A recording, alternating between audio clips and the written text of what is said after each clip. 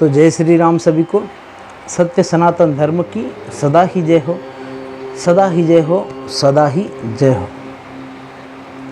तो देखिए, आप भी अगर साधना कर रहे हैं, आपकी इच्छा है कुंडलिनी शक्ति को जागृत करने की, या आपका दिव्य दृष्टि खोलने की आपकी इच्छा है, या किसी भी सिद्धि को पाने की आपकी इच्छा है, तो आप सावधान हो जाइए। क्योंकि जिस व्यक्ति के पास सिद्धि आ जाती है, या जिसके पास दिव्य दृष्टि खुल जाती है जिसकी, या कुंडलिनी शक्ति जागृत हो जाती है, उस व्यक्ति के साथ बहुत ही बुरा हो सकता है। ठीक है, जानना बहुत ज़रूरी है आपके लिए, क्योंकि हर कोई उठता है और दिव्य दृष्टि खोलने के लिए जाप लेता है, जाप करता है, संकल्प लेता है, या फिर कुंडलिनी शक्ति जागृत करने के पीछे लगे हैं लोग, सिद्धियां पाने के पीछे लगे हैं लोग। लेकिन इससे होने वाली हानि को भी आपका जो नुकसान हो सकता है उसको जानना उसके पहले आपको बहुत ज़रूरी है। अगर आप भी कुंडलिनी या दिव्य दृष्टि की या सिद्धियों की कामना रखते हैं, ठीक है, तो ध्यान से सुनिएगा और समझिएगा इस वीडियो को। जानकारी अगर आपके उपयुक्त लगे आपको, तो वीडियो को लाइक करिएगा, शेयर करिएगा, और चैनल पर अगर आप नए हैं तो सब्सक्राइब ज़रूर कर दीजिएगा। ठीक है, अगर मेरी किसी भी कही हुई बात से आपको कुछ भी कहना है या विरोध है आपका, तो आप कमेंट में मुझे ज़रूर बता सकते हैं, या कुछ समझ में ना आया हो तो आप मुझे कमेंट में कमेंट कर बता सकते हैं। ठीक है, आज तक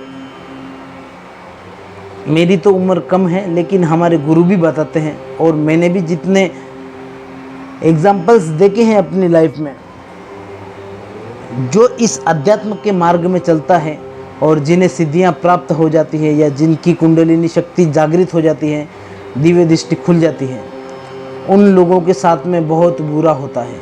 क्या होता है ये मैं बताऊंगा। सभी के साथ नहीं होता है, पहली बात सुन लीजिएगा आप। हर उस व्यक्ति या उस साधक जिसकी दृष्टि खुली है, कुंडलिनी शक्ति जागृत है, या किसी के पास सिद्धियां हैं, हर व्यक्ति के साथ बुरा नहीं होता है। ठीक है, किनके साथ बुरा हो सकता है आप ध्यान से सुनिएगा। ठीक है, देखिए, आप परमात्मा की भक्ति में लीन हैं, भक्ति कर रहे हैं, आपको परमात्मा के अलावा कुछ भी नहीं दिखता है, लेकिन साधना करते समय, जाप करते समय, देखिए जितना जाप करेंगे आप, साधना करेंगे, उसका फल तो आपको मिलना ही है, वो तो मिलेगा ही। अगर आपने बीज बोया है तो उसका पेड़ लगेगा और पेड़ को फल अवश्य आएंगे।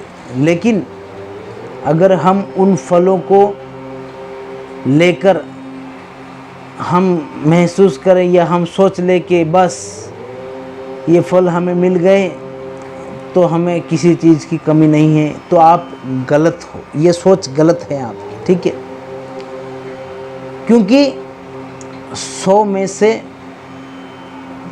70% साधकों के साथ ये हो चुका है और होता है। कलयुग है, इसे हमें मान्य करना होगा। हमारी सोच अचानक ही बदल जाती है, क्योंकि अगर आपकी कुंडलिनी शक्ति जागृत हो गई है, सिद्धि आ गई है आपके पास, और दृष्टि खुल चुकी है, आप कुछ भी देख सकते हैं, कहीं भी जा सकते हैं, किसी भी लोक में, सूक्ष्म लोक में जा सकते हैं, या किसी भी सूक्ष्म चीज़ को आप देख सकते हैं, महसूस कर सकते हैं, तो उस व्यक्ति के अंदर गर्व उत्पन्न हो जाता है, घमंड उत्पन्न हो जाता है। ठीक है, इतना गर्व से भर जाता है वो कि उससे लगने लगता है कि मैंने दुनिया में सब कुछ पा लिया है, अब मुझे किसी चीज़ की प्राप्ति की ज़रूरत नहीं है।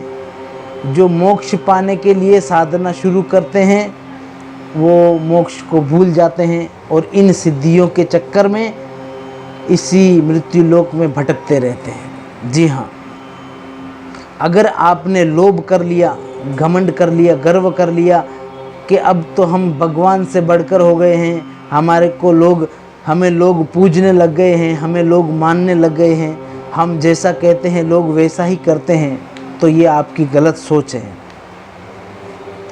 लोग आपके पास क्यों आते हैं? क्योंकि वो दुखी होते हैं। तो आपने लोक कल्याण करने के लिए इन शक्तियों का उपयोग करना चाहिए, लेकिन आप इन शक्तियों के चक्कर में इतने अंधे हो जाते हैं कि आपको पैसों के अलावा कुछ दिखता ही नहीं है। और पैसा कमाना बहुत ज़रूरी है। अगर आप आपके परिवार को छोड़कर इस मार्ग में लग रहे हैं, लोक कल्याण के मार्ग में लग रहे हैं, तो अगर आपने किसी से पैसा लिया तो कोई उसमें गुनाह नहीं किया आपने, या कोई क्राइम नहीं किया है, लेकिन हर चीज़ एक वाजिब लेना चाहिए आपने। अगर आप किसी गरीब को बहुत ज़्यादा लूटोगे तो फिर गलत है, ठीक है। ये बात हो गई। और आप अगर खुद को भगवान से बढ़कर समझने लगोगे, क्योंकि सिद्धियां आ गई है, शक्तियां हैं, तो अब भगवान की क्या ज़रूरत है। ऐसे लोगों के अंदर भावनाएं जागृत होती है। तो देखिए, अगर आप गुरु के सानिध्य में हैं, शुरुआत से जब से साधना कर रहे हैं, तो गुरु आपको शुरुआत से ही ऐसे मार्ग पर चलाता है या ऐसी आपको राह बताता है जिससे कि आपके ऊपर, आपके अंदर ये शक्तियाँ जागृत होने के बाद भी आपके अंदर गर्व पैदा नहीं होता है, ऐसी इच्छाएं पैदा नहीं होती हैं, ठीक है। लेकिन अगर आप गुरु को छोड़ दिया या आपने गुरु का कहना नहीं माना या गुरु के सानिध्य में नहीं हैं आप, तो फिर आपके लिए खतरा हो सकता है। तो कृपया कर आप इस बात का पूरे से पूरा ध्यान रखिए कि अगर आप साधना कर रहे हैं, सिद्धियां प्राप्त करने की आपकी कामना है, तो आप इन चीज़ों की कामना सिर्फ और सिर्फ लोक कल्याण के लिए ही करें, ठीक है। समझ गए होंगे ना आप? क्योंकि देखिए, हर आदमी के लिए सिद्धियां या कुंडलिनी शक्ति खतरा नहीं होती है या नुकसान नहीं देती है, लेकिन जो लोग घमंड करते हैं फिर उन्हें, क्योंकि सिद्धियां साधना उस देवता का एक तत्व होता है जिसकी आप पूजा कर रहे हैं, जिसको आपने इष्ट माना है, ठीक है।